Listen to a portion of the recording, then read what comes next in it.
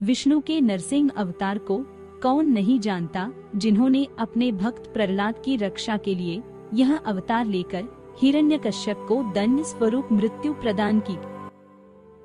क्या आपको पता है, श्री नरसिंह भगवान की तरह ही दिखने वाले एक राजा भी थे।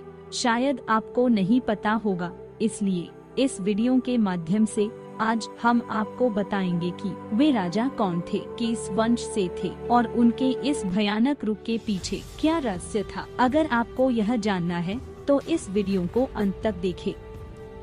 हमारी सनातन संस्कृति में अनेकों कथाएं हैं, जिनसे हमें अद्भुत अविश्वसनीय लोगों के बारे में पता चलता है। आज हम आपको वीर बगड़ावत कथा के माध्यम से बताएंगे कि कैसे आधे शेर और आधे नर जैसे राजा का जन्म हुआ।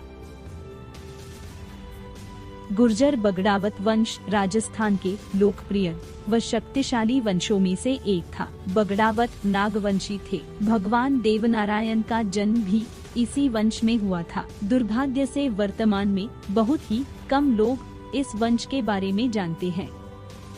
इस वंश में अनेकों लोक देवता व महान राजा हुए। अजमेर के महाराजा बिसल देव चौहान के छोटे भाई राजा राव मांडव बगड़ावत वंश के संस्थापक थे। उन्हें राजा मांडा भी कहते थे। राजा मांडा के पुत्र हुए हरिराम चौहान और हरिराम के पुत्र हुए बाघराव चौहान, जिनका मुंह शेर का और शरीर मनुष्य का था। इनके ऐसे रूप की कहानी कुछ इस प्रकार है। एक बार जब अजमेर में एक आदमखोर शेर घुस आया तो वे प्रजा की रक्षा हेतु उस शेर का शिकार करते हैं।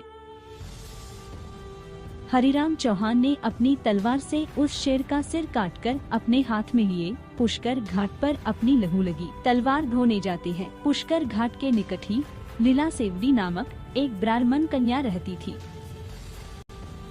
जो वरा अर्थात विष्णु भगवान की पूजा करने प्रातःकाल सबसे पहले पुष्कर घाट पर जाती थी। उन्होंने प्रण लिया था कि पूजा के बाद वह जिस मनुष्य का मुंह देखेगी उसी मनुष्य से वह विवाह करेगी और उसी मनुष्य जैसी उसकी संतान होगी। जब हरिराम चौहान अपनी तलवार पुष्कर घाट पर धोते हैं, उसी समय लीला पूजा कर जल में डुबकी लगाकर बाहर आती है। हरिराम चौहान अचानक यह सब देख घबराकर शेर का सिर अपने मुंह के आगे कर देते हैं, जिस कारण लीला को सिर शेर का और शरीर मनुष्य का दिखाई देता है। वह हरिराम चौहान से कहती है कि आपने यह क्या कर दिया। आपके कारण मुझे जो संतान होगी उसका मुंह शेर जैसा और शरीर मनुष्य का होगा। अब आपको ही मुझसे विवाह करना होगा।